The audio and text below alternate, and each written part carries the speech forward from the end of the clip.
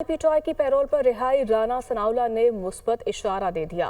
बानी पैरोल पर रिहाई के लिए दरखास्त देते हैं तो हुकूमत गौर करेगी। कौमी इत्तफाक राय के लिए ऐसा हो जाए तो कोई मुज़ाहिका नहीं है। पीटीआई कौमी इत्तफाक राय का हिस्सा बनना चाहती है तो बानी को पैरोल पर बुलाने का मशवरा दूंगा। मौलाना फजल रहमान ने कौमी सलामती कमेटी इजलास में मुस्बत गुफ्तगू की। मुशीर वज़ीर आज़म राना सनाउल्लाह प्रोग्राम दुनिया महर बुखारी के साथ में गुफ्तगू कर रहे थे।